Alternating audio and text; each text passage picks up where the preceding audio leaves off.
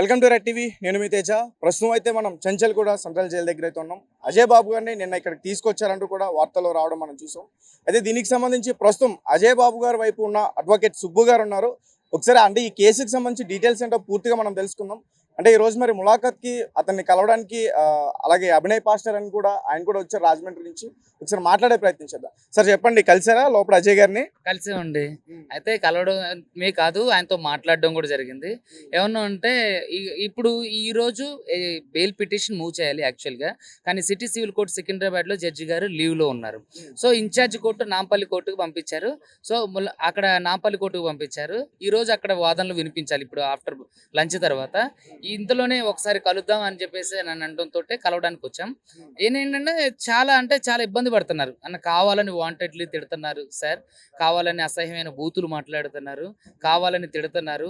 నాకు ఎవరు అట్లా తిట్టింది ఎవరు? Jail officers. సో కాబట్టి ఈ విషయాలలో అన్నిట్లో కూడా ఏంటంటే ఆయన ప్రతి విషయంలోనూ కొంచెం ఇబ్బంది పడుతున్నారు. అయితే ఇంకా నా మీద కూడా కేసులు ఉన్నాయి కదా సార్, ఆ కేసులకు సంబంధించిన వాటి మీద కూడా హైకోర్టులో పిటిషన్స్ మూవ్ చేయండి. నాకు ఎందుకో కొంచెం ఇబ్బందిగా అనిపిస్తుంది. వాళ్ళ వే ఆఫ్ ట్రీటింగ్ కొంచెం అంటే అసౌకర్యంగా ఉంది. సో కాబట్టి ఈ విషయం అన్నిట్లో కూడా మీరు నాకు కొంచెం హెల్ప్ చేయండి. త్వరగా బయటకు తీసుకురావడానికి ప్రయత్నం చేయండి. అదేవిధంగా ఈరోజు మోస్ట్లీ పిటిషన్ బెంచ్ మీదకి వెళ్ళేది. కానీ ఈరోజు జడ్జి గారు లేకపోవడం వల్ల అది నాంపల్లి కోర్టు ఇన్ఛార్జ్ కోర్టుకు వెళ్ళడం జరిగింది. సో నాంపల్లి కోర్టులో కూడా ఈరోజు బెయిల్ రాకపోవచ్చు మోస్ట్లీ. ఈరోజు బెయిల్ రాకపోయినప్పటికీ కూడా హైకోర్టులో మేము అంటే పిటిషన్ మూవ్ చేయడానికి ప్రయత్నం చేస్తున్నాం. దాదాపు 7 రోజుల వరకు కూడా రిమాండ్లో ఉంచే పరిస్థితి ఉందని చెప్తున్నారు కదా. No problem. 7 రోజులు జడ్జి గారు, కింది స్థాయి కోర్టు జడ్జి గారు 7 రోజులు ఇవ్వచ్చు, 10 రోజులు ఇవ్వచ్చు, 14 రోజులు ఇవ్వచ్చు. కానీ హైకోర్టులో మనం పిటిషన్ అంటే ఛాలెంజ్ చేసినప్పుడు క్వాష్ పిటిషన్ మూవ్ చేసాం. ఆ క్వాష్ పిటిషన్ వెంటనే విచారణకు తీసుకున్న వాళ్ళు 7 రోజుల లోపలనే కూడా రిలీజ్ చేయొచ్చు. ఎందుకంటే దీంట్లో ఏవి కూడా కాగ్నైజబుల్ అఫెన్సెస్ లేవు, నాన్ కాగ్నైజబుల్ అఫెన్సెస్.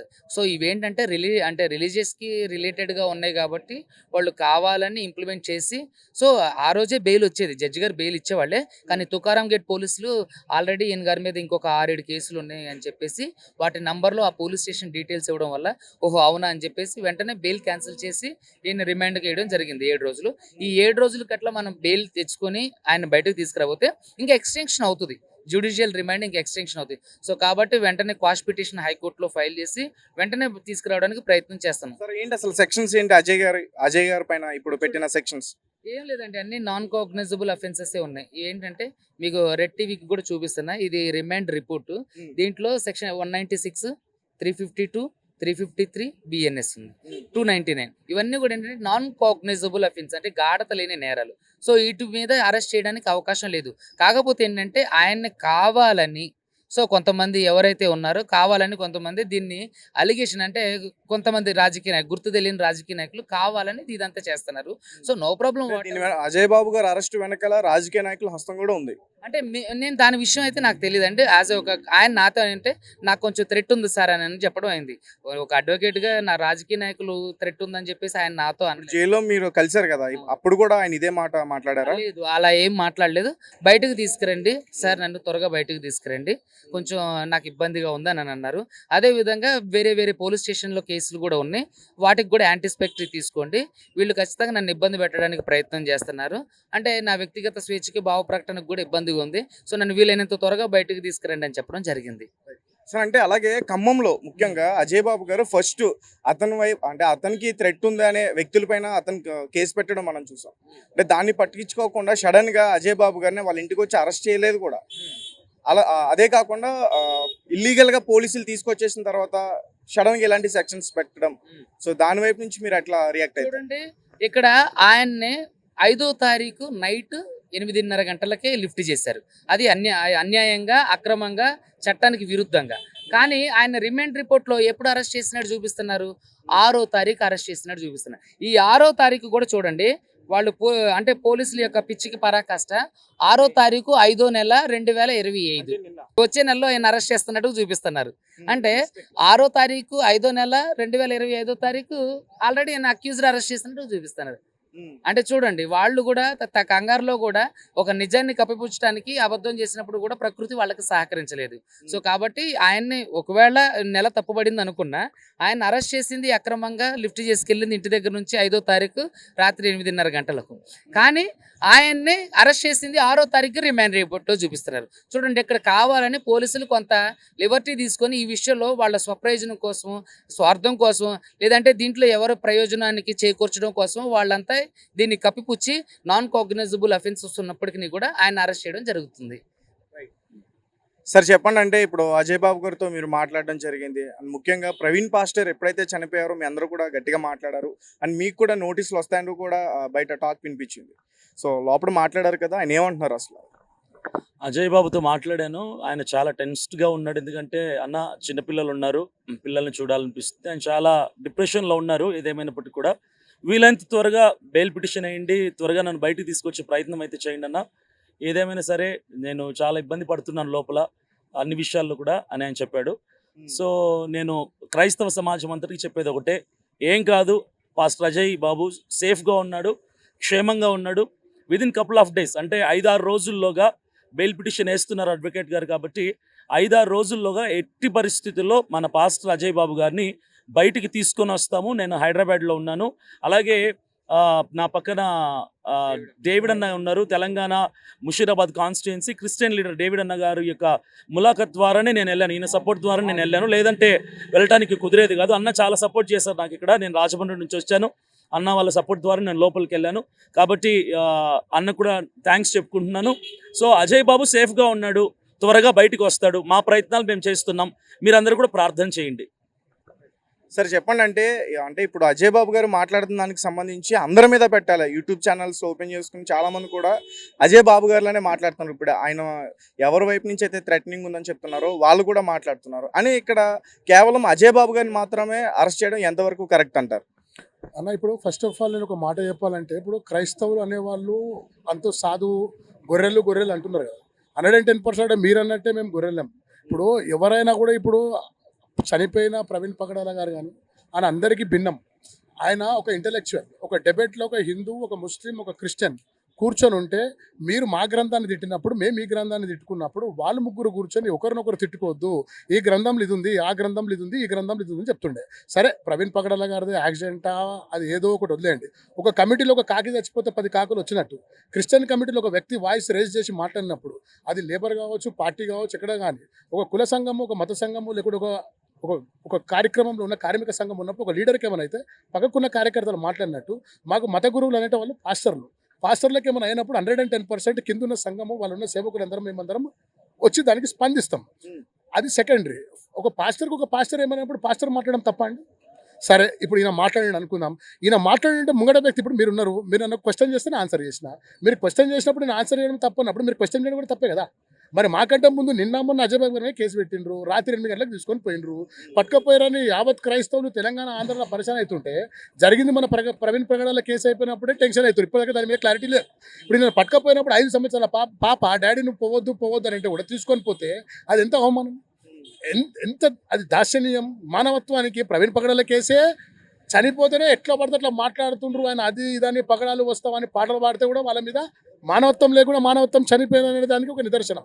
దాని తర్వాత ఈయనను పట్టుకపోయిన తర్వాత అది ఒక పైచాచిక ఆనందంతో మళ్ళీ 7 మంది మీద పెడతాం, 8 మంది మీద పెడతాం, మనకి మంచిగా అయింది వాడు అట్లా పోయిందంటే. న్యాయం ఉంది, చట్టం ఉంది, చట్టాలు ఉన్నాయి, జర్నలిజం ఉంది, మీడియా ఉంది, అన్నీ వెళ్తాయి కదా. ఇప్పుడు ఒకవేళ ప్రవీణ్ పగడాల మరణం అనేది తప్పు అని వాళ్ళు అన్నప్పుడు తాగిండు అని చెప్పినప్పుడు, ఒక మత గురువు తాగిండు అన్నప్పుడు తాగలేదని నిజుడు చెప్పడం తప్ప? ఇప్పుడు చనిపోయింది అన్నారు, మీరు ఉన్నారు, ఇప్పుడు మీరు నన్ను అడిగినారు, నేను అబద్ధం చెప్తా అన్నది అబద్ధం అని మీరు చెప్పారా? ఇప్పుడు చనిపోయిన వ్యక్తి మీద బండి ఎట్లుంటుందని అడిగినందుకు తప్ప? తెలిసిన ఇంటలెక్చువల్ ఇప్పుడు ఒక అడ్వకేట్ గారు ఉన్నారు, మాకంటే ముందు మీరు ఆయన అడిగినారు. ఆయన మాకంటే మాలాగా మనిషి కదా. ఫస్ట్ మీరు ఆయన ఎందుకు అడిగినారు? ఆయన ఒక లీగల్ వ్యక్తి, ఒక కోట్ వేసుకున్న వ్యక్తి, ఆయన ఒక చట్టపరంగా కరెక్ట్ మాట్లాడుతున్నా అడిగినారు. దానికి తప్పేముంది? ఇప్పుడు నేను చేసిన తప్పేంది అజయ్ బాబు? సరే మీరు 30 కాదురా భయ్ 300 కేసులు పెట్టుకోండి, మర్డర్ చేసిపోయింది కాదు, రేప్ చేసిపోయింది కాదు, చేసింది కాదు, ఇలా కాకుండా రేపని వస్తుంది, అంతే కదా. ఇప్పుడు మీ అంతలో మీరే చేసింది తప్పని ఒప్పుకున్నట్టే కదా. ఇప్పుడు రేపు మేము కూడా ఇప్పుడు మీ మీడియా ప్రముఖంగా మేము కూడా చెప్తున్నాం, అయ్యా మేము ప్రతి మతాన్ని ప్రతి దానిలను మేము అందరం గౌరవిస్తాం. మమ్మల్ని నోడు కొడుతాడో వాడిని ఫస్ట్ ఎందుకు కొట్టినామని అడుగుతాం, తర్వాత వాడు వినకపోతే మేము కొడతాం, అంతే కదా. ఇప్పుడు మేము అనేది అదే, కొట్టినని అడిగినందుకు మీరు కొడుతున్నారు, రేపు ఇంకా దీనికైనా ఎక్కువ అయితే వేరే ఎవరైనా స్పందించారా? స్పందించరా? ఇప్పుడు మేము ఏమైనా చట్టాన్ని చేతుల్లో తీసుకుంటే మీరు మా మీద కేసులు పెట్టాలి, ఏమైనా చేయాలి. మేము చట్టాల మీద కేసులు తీసుకోకుండా మీకు ఉన్నదానికి ఉన్నది చెప్తే కూడా మీరు కేసులు పెడితే ఇక తర్వాత ఇప్పుడు మీకు ఒకటి నేను క్లారిటీ చేస్తున్నా బ్రదర్. ఇప్పుడు ఎవరైతే పేర్లు సోకాళ్ళు వ్యక్తుల మీద పెట్టినరో ఆ వ్యక్తులు కన్వర్ట్ క్రిస్టియనే. వాళ్ళు ఒకప్పుడు క్రిస్టియన్ ఉన్నోళ్ళే. ఆ క్రిస్టియన్ జోసెఫ్ ఇప్పుడు జోసెఫ్ అనే క్రిస్టియనే, కరుణాకర్ సుగుణ క్రిస్టియనే, అమరా ప్రసాద్ క్రిస్టియనే, ఇంకా ఇంకొక ఆయన పేరు ఏం పేరు ఉంది, లలిత్ క్రిస్టియనే. వీళ్ళందరూ ఎక్స్ క్రిస్టియన్స్. ఎక్స్ క్రిస్టియన్స్ ఇప్పుడు ఇలా హిందూస్. క్రిస్టియన్ ఉన్నప్పుడు ఎక్స్ హిందూస్, ఇప్పుడు క్రిస్టియన్లకు వచ్చినాక ఎక్స్ క్రిస్టియన్స్. అజయ్ బాబు కూడా ఒకప్పుడు హిందువే. భారతదేశంలో మనం అందరం హిందువులం, ఫస్ట్ క్రిస్టియానిటీ లేదు. వచ్చిన తర్వాత ఏది నచ్చిందో అది ఫాలో అయిపోయినాం అంతే.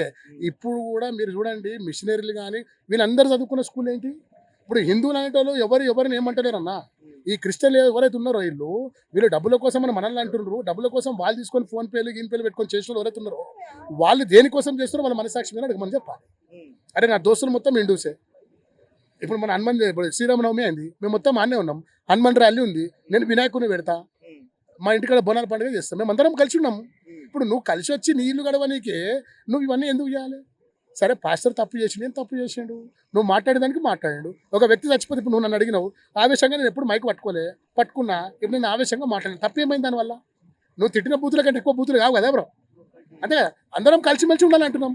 నిన్న చూడు ఒక వ్యక్తి ఒక శర్మ గారు అంటే యూట్యూబ్లో, అరే అవును ఈయన ఎవరు మన రాధా మనోహర్ దాస్ మాట్లాడింది తప్పు, మనం అందరితో కలిసి అన్నాడు. ఇవాళ అమరా ప్రసాద్ ఫోన్ చేసి నీ అమ్మ గింజోడక అని తిట్టేసి ఆయనను సారీ తప్పైందని చెప్పి మాట్లాడిన రికార్డింగ్ పెట్టిండు. మళ్ళీ ఆయన మీరు కేసు పెట్టిరి మరి యూట్యూబ్లో పెట్టిండు లైవ్. ఇప్పుడు మేము తిడుతున్నాం, ఎవరన్నా తిడుతున్నామా?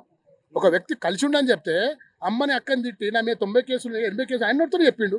ఆ యూట్యూబ్ మీకు పెడతా, ఆయన మీద కేసులు పెట్టిండు. మరి ఒక వ్యక్తిని భయపెట్టించిండు కదా కలిసి ఉండమంటే. నువ్వు బ్రాహ్మణుని తిట్టిండు. ఇప్పుడు మేమేమంటున్నాము, అందరం కలిసి ఉందామన్నా. ఇంతకుముందు ఎట్లున్నాం అట్లుందామన్నా ప్లీజ్. మనం ఇంతకుముందు నా దోస్తు హిందూ ఉండే, నా ముస్లిం ఉండే, మేము అందరం ఉన్నాం, అట్లనే ఉందామన్నా. మీరు ఎందుకన్నా కొట్లాడ చేస్తుర్రు? కేసులు పెడితే మీకు ఏమొస్తుందన్న? ఆయన కూడా పిల్లలు ఉన్నారు కదన్నా. ఇలా కాకుండా రేపు మీరు మమ్మల్ని రెచ్చగొడుతురు తెలియకుండా. ఇప్పుడు మీరు యేసుప్రభు ఇట్లా చేసిండు అంటే మీ దేవుడు ఇట్లా చేసిండు, దానివల్ల మీరు లేనోళ్లకు గ్రంథాలలో నాలెడ్జ్ లేదు. మేము చర్చికి పోతుండే వస్తుండే, నువ్వు గుడికి పోతుండే వస్తుండే, ఈయన మస్జిద్కి పోతుండే వస్తుండే. మీ దేవుడు యేసుప్రభు ఇట్లా పుట్టిండు అన్న వరకు అరే వీడు ఇట్లా అన్నాడని ఇంకోటి రెఫరెన్స్ ఇచ్చి భగవద్గీత ఇట్లున్నాడని చెప్తుండు. మీరు లోపలలాగా తీసుకుపోయి అందరు లోతులతో కూడా ఎందుకు అన్నది మంచిగా చెట్టనే కదా. ఇప్పుడు ఎందుకు మరి మతం గురించి లోపలలాగా పోకుండా బయటనే మన ప్రార్థన పోయి చర్చికి వచ్చేసాం అయిపోతుంది. ఇప్పుడు తెలుగులకు మనకు బాగా లేకపోతే జాంగీర్ పేరు పోతాము, ఆయన పేరు జాంగీర్ అని పెట్టుకుంటాం, ఆయన పేరు ఇంకొక షఫీ అని పెట్టుకుంటాం. ఆయన తిరుగుడా ముస్లిం అని చెప్పు. ఎవరు మనస్తత్వం వాళ్ళదే. ఇప్పటికీ మన వాళ్ళకైనా బాగా లేకపోతే మస్జిద్ కాడనే వాడతాం, వాళ్ళు దువా చేస్తారు, అందరం కలిసి ఉంటున్నాం కదా. ఎందుకని ఇవన్నీ? ప్రపంచంలో మొత్తం అందరు క్రిస్టియన్ ఉన్నారు. లేకుంటే ఒక జీవో చేయర్రి, మీరు జీవో చేసి క్రైస్తవులు బీసీసీ సర్టిఫికేట్ మాకు ఇచ్చి మమ్మల్ని అందరిని అమెరికా పంపించేరి, మొత్తం అందరు హిందువులే ఉండరు, మేము వెళ్ళిపోతాం మన హ్యాపీగా. లేకుంటే ఒక రాష్ట్రం చేయరు మా కోసం, ఒక స్టేట్. ఇప్పుడు తెలంగాణ స్టేట్ ఉంది, తెలంగాణలో అన్నారు. ఆంధ్ర స్టేట్ ఉంది, ఆంధ్రలో అన్నారు కదా. మాకు కూడా క్రిస్టియన్ స్టేట్ పెట్టుర్రి, ఒక చిన్న డిస్టిక్ ఇరి క్రిస్టియన్ డిస్టిక్, అందరం అక్కడ వెళ్ళిపోతాం అంతే కదా. కొట్టుడు చంపుడు ఎందుకన్నా మరి? ఇప్పుడు మనకు రాకనా, వేరేలకు రాకనా? ఎవరికైనా ఒకటి. ఇప్పుడు అన్నదమ్ములు 10 మంది ఉంటాం, 10 మందిలో ఒకటి కోపం రాదా? దానికోసం నేను అంటున్నా, నా సింపుల్ హానరబుల్ మీ అందరికీ చేతులు వచ్చి నేను చెప్పేది ఏంటంటే, ఎవ్వరికి వాడు తోపు. ఇప్పుడు మేము అన్నా ప్లీజ్ అని చెప్పడం వల్ల మేము తక్కువని కాదు, ఎవ్వరికి ఆడు తోపు. కానీ మీరు మారిన క్రిస్టియన్ సోదరులారా, మీరు అందరు మా బ్రదర్సే. మీకు ఇల్లు గడవాలంటే రండి, మనం పైసలు ఇద్దాం, మీ కుటుంబాన్ని మేము చదువుకుంటాం. మీకు పెళ్ళేడైంది, మీ సావేడైంది, మీ నాయనేడ పెట్టిండ్రు, మీ అమ్మేడుంది, మీ భార్య ఏడుంది, ఏ కులంలో ఉంది, ఏడికెళ్ళి వచ్చి అంత హిస్టరీ మాకు తెలిసే. నువ్వు ఎడ్యుకేషన్ ఇంత ఇంటలెక్చువల్గా నువ్వు మాట్లాడుతుంటే నీకు చదువు నేర్పింది ఎవడరా? నువ్వు ఏ స్కూల్లో చదువుకున్నావు? నేను వేరే అంటే ఈ ముగ్గురిని అంటున్నా. మీరు నడుచుకుంది ఏడా? మీరు పెద్దగా అయింది ఏడా? మీరు చెడ్డి నుంచి పాయింట్ వేసుకుంది ఏడా? ఏ పైసలతోని, ఏ పేరుతోని? అవన్నీ మర్చిపోకు బ్రదర్. మంచిగా ఉండు, మాతో మంచిగా ఉండు, మాతో మంచిగా అందరితో మాట్లాడు. మేము కూడా మీతో మంచిగా మాట్లాడతాం. మా క్రైస్తవులు కూడా ఎవరైనా ఎక్కువ తక్కువ మీకు వాళ్ళని మాట్లాడితే మేము కూడా మాట్లాడదని చెప్పి మేము కూడా ఇప్పటి నుంచి కూడా మేము అందరినీ చెప్తాం. మీరు కూడా చెప్పి అందరం కలిసిమెలిసి ఉందాం. అజయ్ బాబు లోపల పోతే వాళ్ళ ఫ్యామిలీ ఏడిస్తే నీకు మంచిది కాదు, మనకు మంచిది కాదు. రేపు నువ్వు జైలుకి పోయినావు అనుకో, మొండు మొప్పు కానీ నీకు అయ్యేది పీకేది ఏముంది? నువ్వు పోవాలి జైలుకు, నువ్వు హీరో కావాలి, నువ్వు జైలుకు పోవాలి, నేను కూడా ఏమైనా చేయాలంటే మేము ఎవ్వరం నిన్ను ఏం చేయము. నేను ముట్టుకోము, నువ్వు ఎంత రేట్ చేస్తాం. రాధా మనోహర్ని కూడా మేము ముట్టుకొని మాట్లాడాలంటే ఏమో చేస్తుంటుంది. మేము మిమ్మల్ని హీరోలను చేయము, మీ మీద కేసులు పెట్టాము, మిమ్మల్ని రిమైండ్ చేయము, మేమైతే చేయము. ఇక వేరే క్రైస్తవ సోదరులు ఎవరన్నా ప్రేమతో చేస్తే చేస్తుండొచ్చు, కానీ మేము అంత స్పశ లేదు, వాళ్ళకు అంత సినిమా లేదు. అందుకే దీని పట్ల మేము చెప్తున్నాం, అజయ్ బాబు గారు లోపల మంచిగా ఉండరు, ధైర్యంగా ఉండరు. ఆయన క్రైస్తవ వీరుడు, క్రైస్తవుల కోసం కొట్లాడిన వ్యక్తి, క్రైస్తవులకు అందరం మేము ఉంటాము. ఆయన దొంగతనం చేసిన వ్యక్తి కాదు, ఆయన మా హీరో. అర్థమైందా? మంచి మాటకు పోయిండు, మంచిగా పోయిండు. నాకు నాకు ఒక నిమిషం, అంటే ఇప్పుడు అజయ్ బాబు గారి పైన కాదు, కొంతమంది పాస్టర్స్ పైన ఈ రాజేష్ మహాశయన వీళ్ళు క్రైస్తవులందరినీ కూడా తప్పుదావ పట్టిస్తున్నారంటూ అతని ఛానల్లో వీడియోలు చేయడం మీరు చూసారా? రాజేష్ మహాసేనతో నాకు కొంచెం అనుబంధం 2018 నుంచే నాకు ఉంది. రాజేష్ మహాసేన నాకు తెలుసు నేనేందో, ఆయన నాకు తెలిసి ఏంది అనేది. ఉప్పల్ పోలీస్ స్టేషన్ లోపల పెడితే మనం తీసుకొచ్చి మాట్లాడిపించింది. తీసుకొచ్చిన తర్వాత ఆయన మన ఇంటికి వచ్చింది. దాని తర్వాత ఆయన మాట్లాడింది. ఆ మహాసేన రాజేష్ ఏందనేది నాకు తెలుసు. నన్ను చూస్తే నాకు ఇప్పుడు మాట్లాడతాడు ఆయన. ఆయన ఎందుకు కేసులు అయినాయి, ఆయన ఎందుకు హీరో అయిండు, ఆయన హీరో అయిపోయి 4 కార్లు ఎందుకు కొన్నాడు, 3 కార్లు ఎందుకు కొన్నాడు, అప్పుడు ఎస్సీ అని ఎందుకు పెట్టుకుండు, నేను క్రిస్టియన్ అని ఎందుకు పెట్టుకుండు, ముస్లిం మైనారిటీ ఎందుకు పెట్టుకుండు, మళ్ళీ ఇప్పుడు నా పార్టీ మా పార్టీ మమ్మల్ని బద్నాం చేస్తాను అంటుండు. ఆయన పార్టీ అని చెప్పుకునే వ్యక్తి మేమందరం కాదన్నట్టే కదా. మా పార్టీని అంటే మేము కాదన్నట్టే కదా. నువ్వు ఏరు దాటినాక తెప్పని అన్నాడు అంటే రేపు చంద్రబాబు నాయుడు ఎవరు ఆయనకు తెలుసు. తెప్పురని అన్నిండు ఎమ్మెల్యే టికెట్ కూర్చింది. ఇప్పుడు 4 రోజులు అయిందనుకో, క్రైస్తవులు అందరం టైం లేదు మాకు, అంతే. సాటర్డే రాగానే సండే, సండే రాగానే హాలిడే అన్నట్టు మాకు క్రైస్తవులు అందరం ఐక్యం కానీ కొంచెం టైం పడుతుంది బ్రో. 110% ఇది ఒక మంచి పరిణామం. ఇవి శుభసూక్తి అంటారు కదా, దానికి మేము అందరం ఒకటవుతున్నాం. అయిన తర్వాత రాజేష్ మహాసేన కాదు, మాహిష్మతికి అగ్గిపెట్టే దినం వచ్చేది ఉంది. సార్, అంటే కొంతమంది పాస్టర్స్ పైన, అంటే మీ పైన కానీ, ఇప్పుడు పాస్టర్ అజయ్ గారి పైన కానీ, వికేఆర్ గారి పైన కానీ, మీ అందరినీ కూడా టార్గెట్ చేసి రాజేష్ మహాసేన గారు అతని ఛానల్లో మాట్లాడుతున్నారు. మీరు ముఖ్యంగా క్రైస్తవులందరినీ కూడా ఈ ప్రవీణ్ పాస్టర్ కేసు విషయంలో కావాలని రెచ్చగొట్టి తప్పుదావ పట్టిస్తున్నారంట. మేము ఏ క్రైస్తవుల్ని రెచ్చగొట్టలేదు. మేము చెప్తుంది ఒకటే, క్రైస్తవులు చచ్చిపోయిన వాళ్ళలాగా ఉండొద్దు, లేవండి, అన్యాయాన్ని ప్రశ్నించండి. డిపార్ట్మెంట్ అయినా సరే, ప్రభుత్వం అయినా సరే, అన్యాయం జరుగుతుంటే వాయిస్ రిలీజ్ చేయాలి, వాయిస్ రైజ్ చేయాలి. మొదటి నుంచి కూడా నేను తీసుకున్న స్టాండ్ ఇదే. 10 రోజుల నుంచి నేను అరిచి గీ పెట్టుకొని చెప్తుంది ఒకటే, రెచ్చగొట్టి మీరు దాడులు చేయండి, బస్సులు అద్దాలు పగలగొట్టండి, షాపులు తగలబెట్టండి, పోలీసుల మీద తిరగబడండి అని నేను ఎక్కడ చెప్పలేదు, ఎప్పుడూ కూడా చెప్పలేదు. నేను చెప్పేది మొదటి నుంచి ఒకటే, క్రైస్తవులారా, అన్యాయం జరిగితే మౌనంగా ఉండొద్దు, లేవండి, ప్రశ్నించండి, న్యాయం జరిగే వరకు నిలబడదాం, మానవ పోరాడదాం, ప్రేమతత్వంతో కూడినటువంటి పోరాటం చేద్దాం, ఇదే చెప్తున్నా. కానీ మహాసేన రాజేష్ ఈరోజు అతని కుక్క కూడా పట్టించుకోవడం లేదు. సింపుల్గా చెప్పాలంటే క్రిస్టియానిటీలో అతను అనుకున్నటువంటి నమ్మకం, ఒక ఇమేజ్ అనేది కూడా కంప్లీట్గా డీగ్రేడ్ అయిపోయింది. అతని కామెంట్స్, అతను చేస్తున్న వీడియోల కింద కామెంట్స్ చూస్తే అతనికి అర్థమైపోతుంది అతని స్థితి ఏంటి, అతని స్థాయి ఏంటి అనేది. ఇంకా ఏదో ఎవరినో నమ్మించడానికి ప్రయత్నం చేస్తున్నాడు. క్రైస్తవులందరినీ ప్రవీణ్ పగడాల గారి యొక్క మరణం విషయంలో తప్పుదోవ పట్టించడానికి, యాక్సిడెంట్ అని కన్విన్స్ చేయడానికి ఎంతో ప్రయత్నం చేశాడు, కుదరలేదు. అది చేతకాక చివరికి ఇప్పుడు పాస్టర్ల పర్సనల్ లైఫ్స్ మీద పడుతున్నాడు. నేను కానీ, అజయ్ కానీ, వికేఆర్ కానీ, లేదంటే ఇంకొకరి అని మా పర్సనల్ లైఫ్ తీసుకుంటున్నాడు. మా వ్యక్తిగత జీవితం వేరు, మా ఫైట్ వేరు. మా యుద్ధం అన్యాయం మీద పోరాడుతున్నాం. మేము క్రైస్తవులకి అండగా నిలబడుతున్నాం. వ్యక్తిగత విషయాలు ఎవరికి అనవసరం, మా వ్యక్తిగత విషయాలు లేవనెత్తడం అనవసరం. నా జీవితంలో కొన్ని పొరపాట్లు జరిగాయి, అవి ఎప్పుడూ అయిపోయి 4-5 సంవత్సరాల క్రితం జరిగినవి. నేను దేవుడు క్షమించాడు, గొప్పగా వాడుకుంటున్నాడు. ఆ పాతవన్నీ లేవనెత్తాల్సిన అవసరం లేదు. నా ద్వారా సమాజానికి ఏ కీడు జరగలేదు, ప్రభుత్వానికి ఏ నష్టము జరగలేదు, నా ద్వారా ఎవరు నష్టపోలేదు. అది నా వ్యక్తిగతం, నా కుటుంబ సమస్య, నా కుటుంబ జీవితం. దాన్ని లేవనెత్తి మాట్లాడుతున్న వాడికంటే దుర్మార్గుడు, నీచుడు, నికృష్టుడు మరొకడు ఉన్నాడు. మీ పర్సనల్ లైఫ్ గురించి ఆయన మాట్లాడుతున్నారు ఇప్పుడు. నా పర్సనల్ లైఫ్ గురించి నా కుటుంబం గురించి మాట్లాడుతున్నాడు. ఎందుకు మాట్లాడుతున్నా అంటే, నేను క్రైస్తవుల పక్షమున న్యాయంగా నిలబడ్డాను కాబట్టి నా నోరు నొక్కేయటం, నన్ను బెదిరించండి. ఇదేంటంటే ఒక బ్లాక్ మెయిలింగ్ లాంటిది అనమాట. నా పర్సనల్ లైఫ్ గురించి అతను మాట్లాడడానికి హక్కు లేదు, అర్హత లేదు. అసలు అతని మనిషిగా కూడా పిలువబడడానికి అర్హత లేనటువంటి వాడు. నా వ్యక్తిగత జీవితాన్ని ఈరోజు ప్రజలకు చూపించి ఇలాంటి వాడు మీకు ముందర నిలబడ్డాడంటే వ్యక్తిగతం వేరు. నేను నిలబడింది ప్రజల న్యాయం కోసం, క్రైస్తవులకు న్యాయం చేయడానికి నిలబడ్డాను తప్ప నా ఫ్యామిలీ గొప్పదనో, నేను గొప్ప చెప్పడానికి నేను నిలబడలేదు. ఇది మహాసేన రాజేష్కి అర్థమయ్యే లోపు అతనికి ఉన్నటువంటి క్రేజు, ఇమేజ్ మొత్తం డ్యామేజ్ అయిపోద్ది. చివరికి అతని స్థాయి ఏంటంటే రానున్న రోజులు అతనికి అర్థమైంది, ఎంత దెబ్బతింటాడో చూస్తాడు.